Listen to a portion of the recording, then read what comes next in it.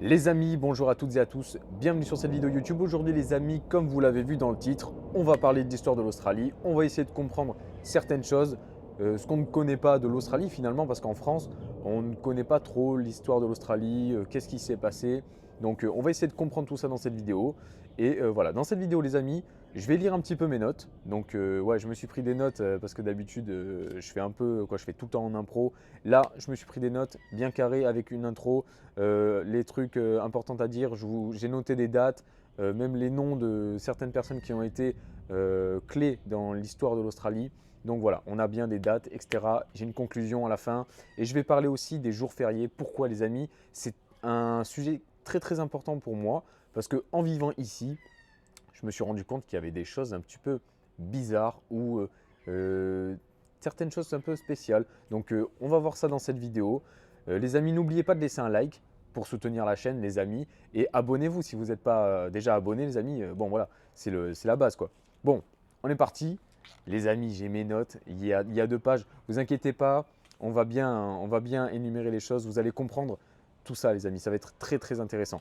Donc déjà, il faut savoir, les amis, que à la base, ici, l'Australie, c'est les aborigènes qui habitent ici. J'ai fait une vidéo dédiée à ça sur ma chaîne. Donc si vous voulez la voir, les amis, je la mettrai en description. Vous cliquez, vous allez la voir. Cette vidéo va aussi un petit peu compléter celle que j'ai fait sur les aborigènes. Vous allez voir, c'est hyper intéressant.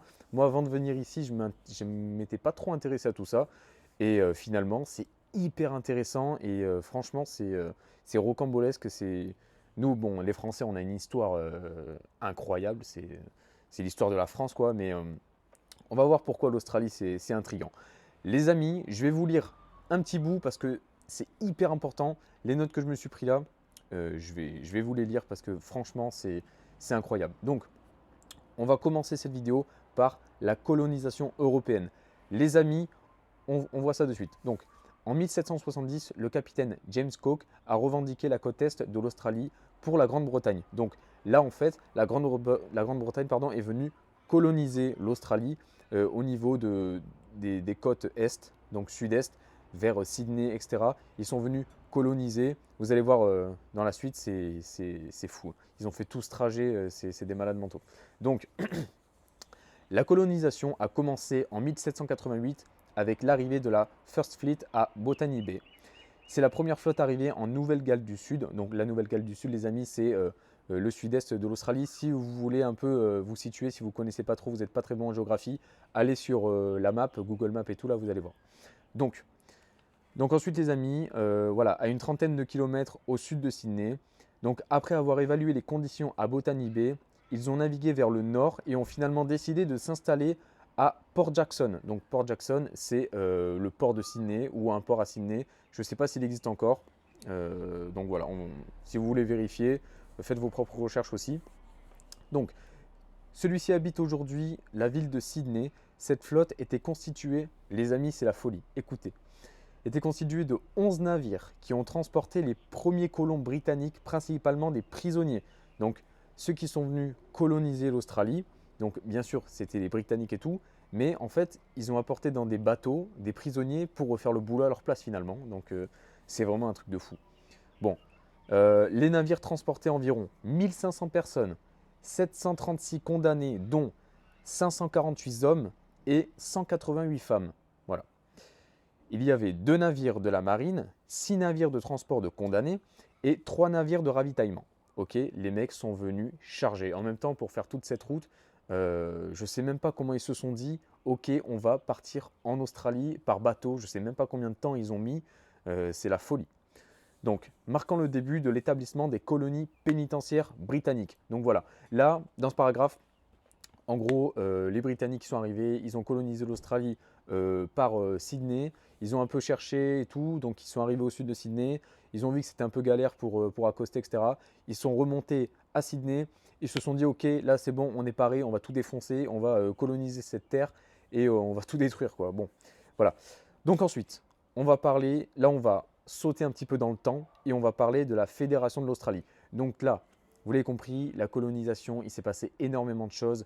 Bon voilà, les aborigènes, bien sûr, ils ont subi une colonisation de masse. Ça a été très violent. C'est pour ça que j'en parle, parce que aujourd'hui, aujourd'hui encore, on ressent des tensions palpables, même si aujourd'hui ça va, hein, ça va en fait, le climat est bien, il n'y a pas de, il y a pas de tension. Quoique, il y a des tensions dans certaines régions et tout, pour les aborigènes qui veulent vraiment garder leur tradition et tout. Mais vous allez me dire, ok, mais oui, c'est comme toutes les colonisations, quoi. La France a colonisé tant de pays, les Britanniques, les Portugais, les Espagnols. Oui, mais là, c'est assez spécial parce qu'il s'est passé beaucoup de choses. Et voilà. Donc là, on était en 1770 avec le premier truc, quoi. Donc là, on va sauter un peu dans le temps pour qu'on comprenne un peu les choses et pour que ça avance un peu. Voilà. Donc, Fédération de l'Australie. Là, on est en 1901. Donc, vous avez vu, on a vraiment, voilà, on a avancé dans le temps, quoi. Donc, les 6 colonies britanniques se sont unies pour former la Fédération d'Australie. Donc, c'est là que se crée l'Australie, devenant ainsi un dominion indépendant au sein de l'Empire britannique. Donc voilà, l'Empire britannique, ils ont pris l'Australie, grosse terre, ils se sont refaits, quoi, en gros. Bon, après, ça devait être un sacré entretien et un sacré coût financier.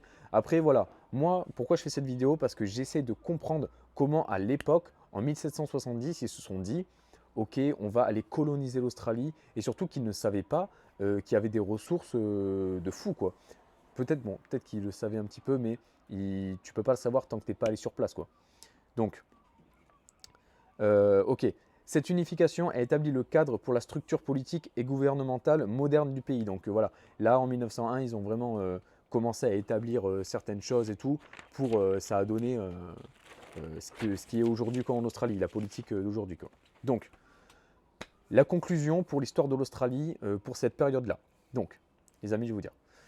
D'un côté, je me mets à la place des aborigènes qui ont subi cette invasion comme horrible sur leur terre, vraiment violente et tout. Là, on n'est pas rentré dans ce que les Britanniques ont fait, subir aux aborigènes et tout, mais les amis, c'est violent de fou furieux, hein. Il y a eu des massacres, il y a eu voilà, ils ont confisqué les terres et tout.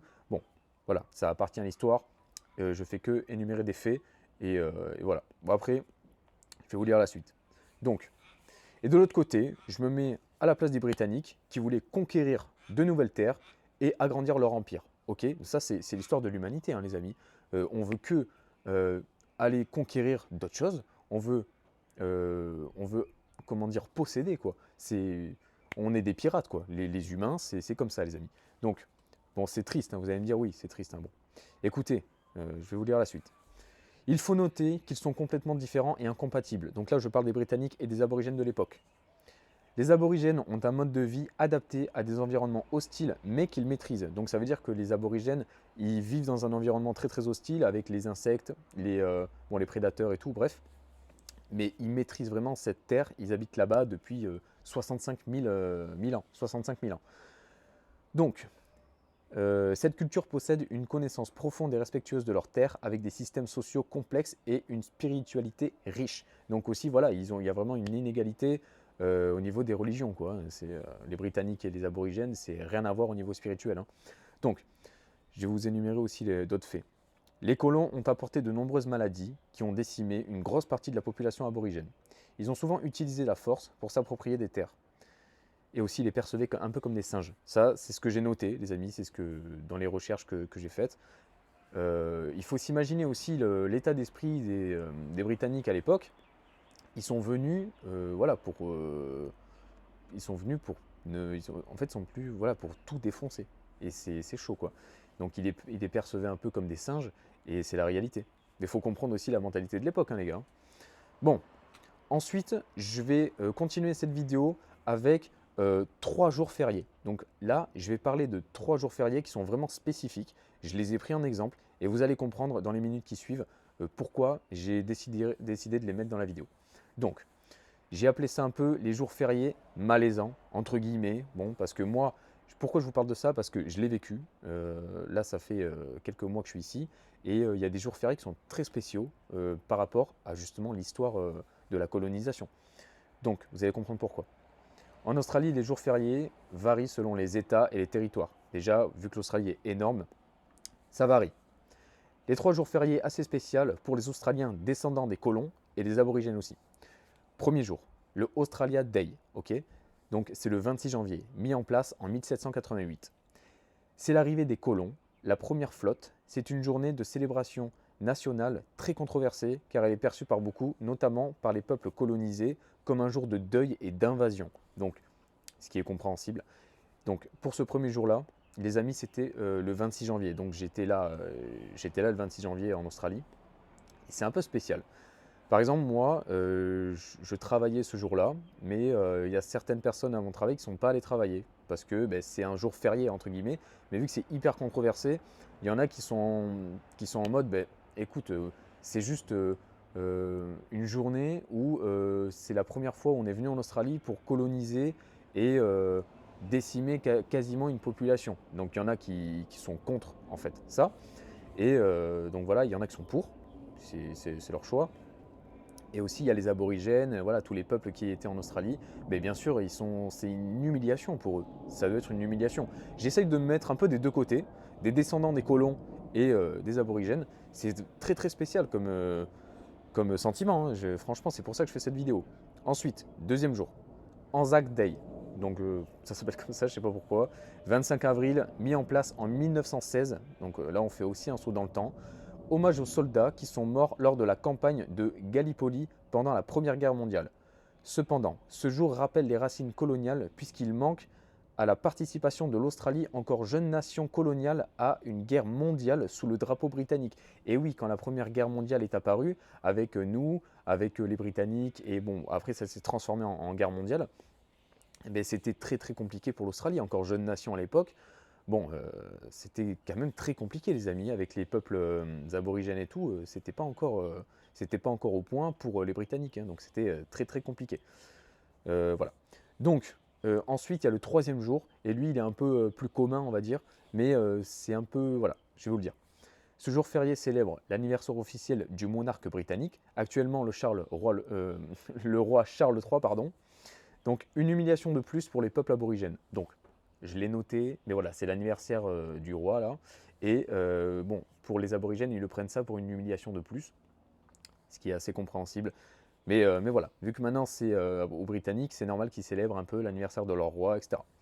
Donc aussi, je vais vous dire la conclusion pour ces jours fériés, qu'est-ce qu'on peut en tirer concrètement. Conclusion, conclusion de ces jours fériés controversés. Ces jours fériés rappellent l'histoire coloniale de l'Australie, son évolution en tant que nation, tout en soulignant les relations complexes entre les traditions entre les deux peuples. Ok. Aujourd'hui, il y a énormément de nationalités différentes en Australie. Donc aujourd'hui, il y a les Asiatiques, il y a nous, les Européens. Aujourd'hui, en Australie, il y a vraiment tout le monde qui vient, de tout bord mondial et tout. Donc en une centaine d'années, ça a vraiment tout a changé en Australie. Ça allait très très très vite. Et c'est pour ça qu'il y a eu ça a beaucoup recruté pour le travail, etc. Bon, aujourd'hui, voilà, c'est un peu en train de se stabiliser. Donc voilà, cette conclusion est assez controversée. Donc à vous de faire votre propre avis, faites vos propres recherches et voilà, est-ce qu'on peut mettre une fin sur ce truc, sur ce sujet très très très très fort, tu vois. Même quand tu es en Australie, tu le sens. Et voilà, je ne sais pas si on comprendra tout. Est-ce que, euh, est-ce que concrètement, comment on dit, même les descendants des colons aujourd'hui, les Australiens, est-ce qu'ils comprennent vraiment cela? Est-ce qu'ils comprennent ce qui s'est passé dans leur pays?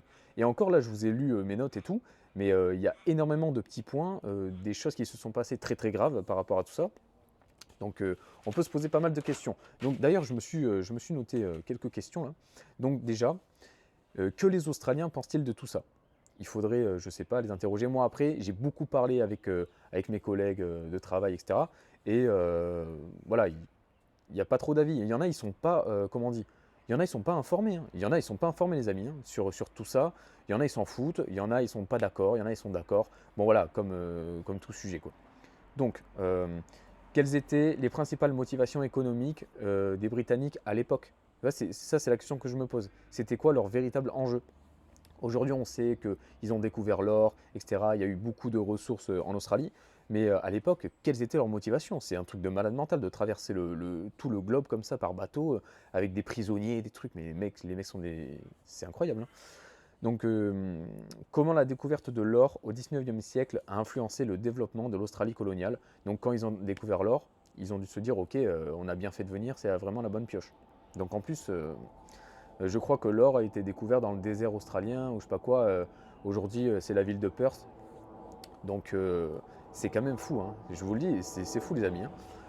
quelles lois et politiques ont été mises en place à l'époque pour gouverner? Donc comment ils ont fait? Est-ce que c'est par la violence? Est-ce que c'est en créant des petites communautés parmi les grosses communautés? Je ne sais pas. En tout cas, moi j'aurai toujours des questions qui resteront ouvertes. J'essaye de me renseigner chaque jour ici en Australie et j'apprends beaucoup. Donc voilà. Les amis, laissez un like à la vidéo, abonnez-vous, donnez votre avis en commentaire, c'est hyper important et essayons de comprendre ce sujet complexe. Salut les amis.